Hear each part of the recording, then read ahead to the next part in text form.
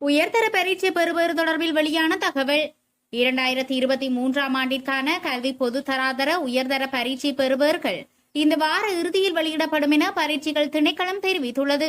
அத்துடன் பரீட்சை பெறுபவர்களை வெளியிடும் நடவடிக்கைகள் தற்போது இறுதிக்கட்டத்தை எட்டியுள்ளதாக அந்த வட்டாரங்கள் மேலும் குறிப்பிட்டுள்ளது. கடந்த ஜனவரி மாதம் 4ஆம் தேதி ஆரம்பமாகிய உயர்தர பரீட்சை பிப்ரவரி 1ஆம் தேதி வரை நடைபெற்றது. கல்வி பொதுத்தராதர உயர்தர பரீட்சையில் 2,81,445 பாடசாலை விண்ணப்பதாரர்களும் 65,531 தனியார் விண்ணப்பதாரர்களும் தோற்றியிருந்தனர். மேலும் இன்று அல்லது நாளை பெறுபவர்கள் வெளியாகும் என்ற சமூக வலைதளங்களில் வெளியிடப்படும் உறுதிப்படுத்தப்படாத தகவல்களை நம்ப வேண்டாம் என பரீட்சைகள் திணைக்களம் கேட்டுக் கொண்டுள்ளது. இதேவேளை 2023ஆம் ஆண்டிற்கான காப்போத சாதாரண தர பரீட்சை அண்மையில் நடைபெற்று முடிந்தது குறிப்பிடத்தக்கது. தரம் 5 புலமை பரீட்சை தொடர்பில் பரீட்சைகள் திணைக்களம் முக்கிய அறிவித்தல். 2024ஆம் ஆண்டிற்கான தரம் 5 புலமை பரிசில் பரீட்சைக்கான விண்ணப்பங்களை ஏற்றுக்கொள்ளும் பணி இன்று ஆரம்பமாக உள்ளதாக பரீட்சை திணைக்களம் தெரிவித்துள்ளது. அதன்படி 14ஆம் தேதி நள்ளிரவு 12 மணி வரை நிகழ்நிலை மூலம் விண்ணப்பங்களை சமர்ப்பிக்க முடியும். தரம் 5 புலமை பரிசில் பரீட்சை செப்டம்பர் 15ஆம் தேதி நடைபெற உள்ளது.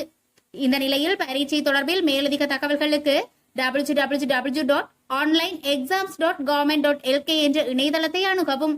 அதோடு மேலதிக விவரங்களை 0112784537 மற்றும் 0112786616 அல்லது 1911 பரீட்சை திணைக்கள அவசர தொலைபேசி இலக்கத்தினூடாக பெற்றுக்கொள்ள முடியும்.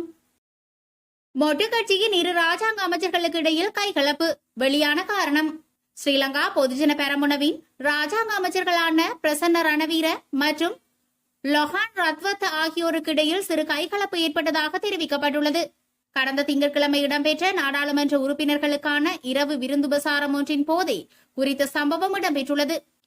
கட்டுநாயக விமான நிலையத்தில் அண்மையில் குழப்பத்தை ஏற்படுத்திய சம்பவத்தில் ரணவீரவின் ஈடுபாடு குறித்து லொஹான் ரத்வத் கேள்வி எழுப்பிய போதே இந்த கைகலப்பு இடம்பெற்றுள்ளதாக கூறப்படுகிறது. இந்த நிலையில் குறித்த சம்பவம் அனைத்து நாடாளுமன்ற உறுப்பினர்களுக்கும் அவதூறான செயல் என்று ரத்வத்த கூறியமையே கைகலப்புக்கு காரணம் என அமைந்துள்ளது.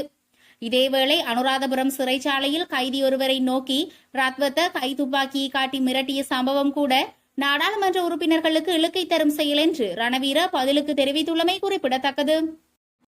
25 மாவட்டங்களிலும் அதிபர் காரியாலயங்கள்.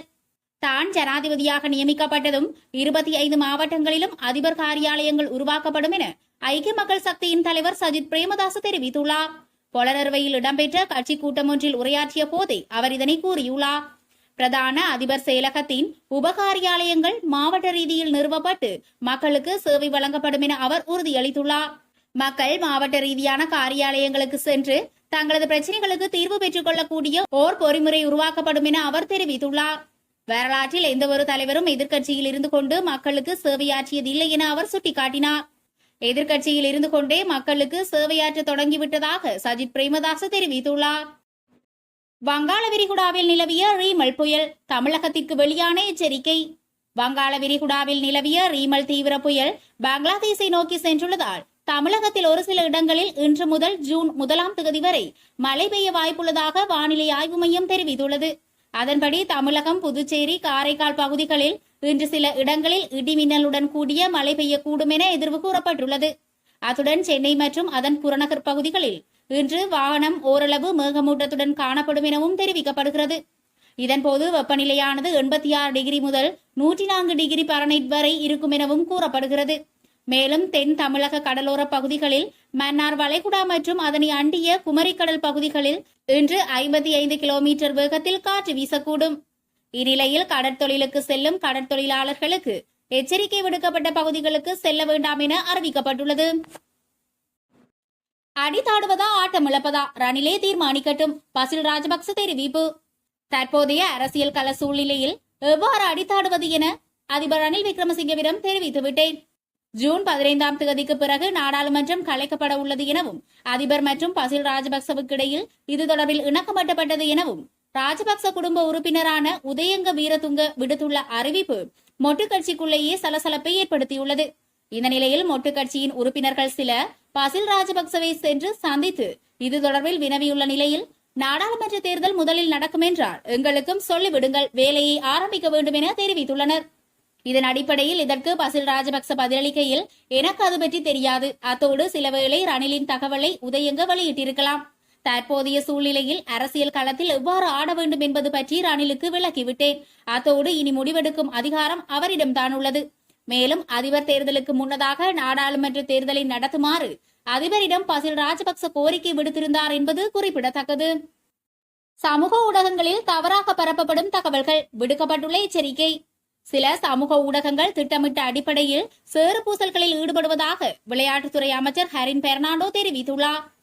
குறித்த விடயத்தை நேற்று இலங்கையில் முதல் முறையாக கொல்ப் அகாடமி ஒன்றை ஆரம்பித்து வைத்து உரையாற்றிய போதே அவர் குறிப்பிட்டுள்ளார். சில சமூக ஊடகங்களை பயன்படுத்தி கிரிக்கெட் விளையாட்டின் மீது ஆபத்தான சேறு பூசல்கள் மேற்கொள்ளப்படுவதாக அவர் சுட்டிக்காட்டியுள்ளார்.